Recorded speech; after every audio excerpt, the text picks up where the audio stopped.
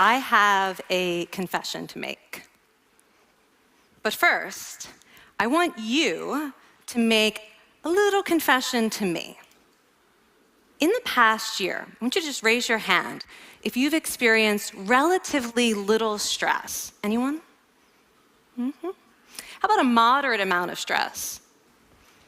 Who's experienced a lot of stress? Yeah, me too. But that is not my confession. My confession is this: I am a health psychologist, and my mission is to help people be happier and healthier. But I fear that something I've been teaching for the last 10 years is doing more harm than good, and it has to do with stress. For years, I've been telling people stress makes you sick. It increases the risk of everything from the common cold to cardiovascular disease. Basically, I've turned stress into the enemy.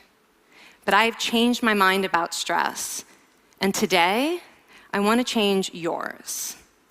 Let me start with the study that made me rethink my whole approach to stress.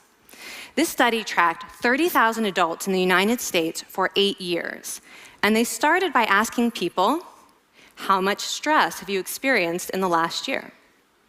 They also asked, do you believe that stress is harmful for your health? And then they used public death records to find out who died. Okay. Some bad news first.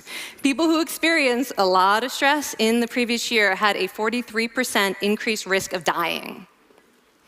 But that was only true for the people who also believed that stress is harmful for your health.